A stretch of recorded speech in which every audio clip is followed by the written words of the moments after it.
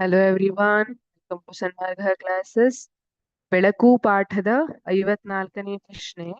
ದೃಷ್ಟಿ ಮಿತಿಗಳನ್ನು ನಿವಾರಿಸಲು ದೃಕ್ ಮತ್ತು ದೃಗ್ಗೇತರ ಸಾಧನಗಳು ಹೇಗೆ ಸಹಾಯ ಮಾಡುತ್ತವೆ ಅಂತ ಕೇಳ್ತಿದ್ದಾರೆ. ದೃಷ್ಟಿ ಮಿತಿಗಳನ್ನ ನಿವಾರಿಸಲು ಅಂದ್ರೆ ಕೆಲವೊಬ್ಬರಿಗೆ ದೂರದಲ್ಲಿರುವಂತದ್ದು ಕಾಣೋದಿಲ್ಲ, ಕೆಲವೊಬ್ಬರಿಗೆ ಹತ್ರದಲ್ಲಿರೋದು ಕಾಣ್ತಾ ಇರೋದಿಲ್ಲ, ಕೆಲವೊಬ್ಬರಿಗೆ ಕಣ್ಣೇ ಸರಿಯಾಗಿ ಕಾಣ್ತಾ ಇರೋದಿಲ್ಲ. ಈ ರೀತಿ ಬೇರೆ ಬೇರೆ ದೃಷ್ಟಿ ಮಿತಿಗಳನ್ನ ನಿವಾರಿಸಲಿಕ್ಕೆ ದೃಕ್ ಮತ್ತು ದೃಗ್ಗೇತರ ಸಾಧನಗಳು ಹೇಗೆ ಸಹಾಯ ಮಾಡುತ್ತವೆ ನೋಡೋಣ. ದೃಷ್ಟಿ ವಿಕಲರಿಗೆ ನೆರವಾಗುವ ಸಾಧನಗಳನ್ನು 4 ವಿಧಗಳಾಗಿ ವರ್ಗೀಕರಿಸಲಾಗಿದೆ. ಅವುಗಳೆಂದರೆ ದೃಕ್ ಸಾಧನಗಳು, ಸ್ಪರ್ಶ ಸಾಧನಗಳು, ಶ್ರವಣ ಸಾಧನಗಳು, ವಿದ್ಯುನ್ಮಾನ ಸಾಧನಗಳು. ದೃಕ್ ಅಂದ್ರೆ ಕಣ್ಣಿಗೆ ಸಂಬಂಧಪಟ್ಟಿದ್ದು, ದೃಕ್ ಸಾಧನಗಳು ಅಂದ್ರೆ ಕಣ್ಣಿಗೆ ಅಳವಡಿಸಿಕೊಳ್ಳುವುದರ ಮೂಲಕ ನೋಡಬಹುದಾದಂಥದ್ದು. ಸ್ಪರ್ಶ ಸಾಧನಗಳು ಅಂದ್ರೆ ಅದನ್ನ ಮುಟ್ಟಿ ಸ್ಪರ್ಶಿಸಿ ಅದರ ಬಗ್ಗೆ ಮಾಹಿತಿಯನ್ನ ಪಡೆದುಕೊಳ್ಳುವಂಥದ್ದು. ಶ್ರವಣ ಸಾಧನಗಳು ಅಂದ್ರೆ ಕೇಳುವಿಕೆಯ ಮೂಲಕ.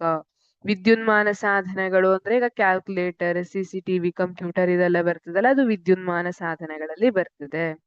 ಈಗ ದೃಕ್ ಸಾಧನಗಳು ಅಕ್ಷರಗಳನ್ನು ವೃದ್ಧಿಸುತ್ತವೆ. ನಾವು ಕನ್ನಡಕ ಎಲ್ಲ ನೋಡ್ತೀವಿ, ಮಸೂರ ನೋಡ್ತೀವಿ ಅಲ್ವಾ, ಕಣ್ಣಿಗೆ ಮಸೂರವನ್ನ ಹಾಕೊಳ್ತಾರೆ.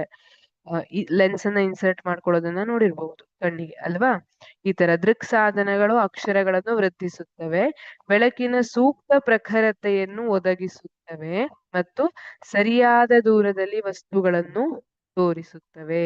ಇವು ದೃಕ್ ಸಾಧನಗಳು ಯಾವ ರೀತಿಯಾಗಿ ನೆರವಾಗುತ್ತವೆ ಅನ್ನೋದು. ಅದರ ನೆಕ್ಸ್ಟ್ ಬರುವಂತದ್ದು ಸ್ಪರ್ಶ ಸಾಧನಗಳು. ಸ್ಪರ್ಶ ಸಾಧನಗಳು ಟೈಲ್ ಕೇಳಿದಿರ?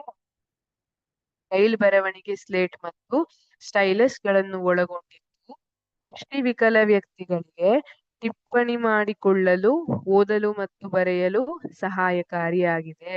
ಇದು ಬ್ರೈಲ್ ಅನ್ನುವಂಥದ್ದು ಒಂದು ರೀತಿಯಾದಂತಹ ಲಿಪಿ. ಇಲ್ಲಿ ಯಾವ ತರ ಇರುತ್ತೆ, ಅದು ಉಬ್ಬಿದ ಚುಕ್ಕೆಗಳ ರೀತಿಯನ್ನ ಹೊಂದಿರುತ್ತೆ. ಅದನ್ನ ಮುಟ್ಟಿ ಅದು ಏನನ್ನ ಸೂಚಿಸ್ತಾ ಇದೆ ಅನ್ನೋದನ್ನ ಅರ್ಥ ಮಾಡ್ಕೊಳ್ತಾರೆ. ಬ್ರೈಲ್ ಬರವಣಿಗೆ ಸ್ಲೇಟ್ ಮತ್ತೆ ಸ್ಟೈಲಸ್ ಗಳನ್ನ ಒಳಗೊಂಡಿದ್ದು. ಈಗ ನೀವು ಬ್ರೈಲ್ ಇಷ್ಟಕ್ಕೆ ಮಾತ್ರ ಸೀಮಿತವಾಗಿಲ್ಲ. ನೀವು ಲಿಫ್ಟ್ ನಲ್ಲಿ ಎಲ್ಲ ನೋಡಿದ್ರೆ ಆ ಲಿಫ್ಟ್ ಎಷ್ಟನೇ ಫ್ಲೋರ್ ಅನ್ನೋದ್ರ ಅಂಕೆ ಇರ್ತದಲ್ಲ, ಅದ್ರ ಪಕ್ಕ ಮುಂದೆ ಎಲ್ಲಾದ್ರೂ ಡಾಟ್ ಗಳನ್ನ ಇಟ್ಟಿರ್ತಾರೆ, ಚುಕ್ಕೆಗಳನ್ನ ಮಾಡಿರ್ತಾರೆ. ನೀವು ಗಮನಿಸಿದಿರೋ ಇಲ್ವೋ, ಒಬ್ಬಿದ ಚುಕ್ಕೆಗಳಿರ್ತವೆ. ಅದು ಕೂಡ ಅಂಧರಿಗೆ, ದೃಷ್ಟಿ ವಿಕಲರಿಗೆ ನೆರವಾಗ್ಲಿ ಅನ್ನುವಂತಹ ಕಾರಣಕ್ಕಾಗಿ ಮಾಡಿರುವಂತದ್ದಾಗಿರುತ್ತದೆ. ಶ್ರವಣ ಸಾಧನಗಳು ಕ್ಯಾಸೆಟ್ಗಳು, ಟೇಪ್ ರಿಕಾರ್ಡರ್ಗಳು, ಮಾತನಾಡುವ ಪುಸ್ತಕಗಳನ್ನು ಒಳಗೊಂಡಿದೆ. ಶ್ರವಣ ಸಾಧನಗಳು ಕ್ಯಾಸೆಟ್ಗಳು, ಟೇಪ್ ರೆಕಾರ್ಡರ್ ಮತ್ತೆ ಮಾತನಾಡುವ ಪುಸ್ತಕವನ್ನ ಒಳಗೊಂಡಿರ್ತದೆ. ಯಾವುದು? ಶ್ರವಣ ಸಾಧನಗಳು. ವಿದ್ಯುನ್ಮಾನ ಸಾಧನಗಳಾದ ಮಾತನಾಡುವ ಕ್ಯಾಲ್ಕುಲೇಟರ್ಗಳು ಮತ್ತು ಕಂಪ್ಯೂಟರ್ಗಳು ಲೆಕ್ಕಾಚಾರ ಮಾಡಲು ಉಪಯುಕ್ತವಾಗಿದೆ. ವಿದ್ಯುನ್ಮಾನ ಸಾಧನಗಳಾದಂತಹ ಮಾತನಾಡುವ ಕ್ಯಾಲ್ಕುಲೇಟರ್ಗಳು ಮತ್ತೆ ಕಂಪ್ಯೂಟರ್ಗಳು ಲೆಕ್ಕಾಚಾರ ಮಾಡ್ಲಿಕ್ಕೆ. ಅದೇ ತರ ಈಗ CCTVಯಲ್ಲಿ ಕೂಡ CCTVಯನ್ನ ನೋಡ್ಲಿಕ್ಕೆ ಸಾಧ್ಯವಾಗುವುದಿಲ್ಲ. ಹಾಗಾಗಿ ಅವರಿಗೆ ಅದರ CCTVಯಲ್ಲಿ ಏನ್ ಬರ್ತಿದೆ, ಅಲ್ಲಿ ಏನ್ ಚಲನವಲನ ನಡೀತಾ ಇದೆ ಕೂಡ ಈ ರೀತಿಯಾಗಿ ಮಾತನಾಡುವ ಸಾಧನಗಳಿಂದ ತಿಳಿಸಿಕೊಡಲಾಗ್ತಾ ಇದೆ. ಇದು ಅವರಿಗೆ ಸಹಾಯವಾಗ್ತಾ ಇದೆ. ಈ ರೀತಿ ದೃಕ್ ಮತ್ತು ದೃಗ್ಗೇತರ ಸಾಧನಗಳು ಸಹಾಯವಾಗಿದೆ. Thank you.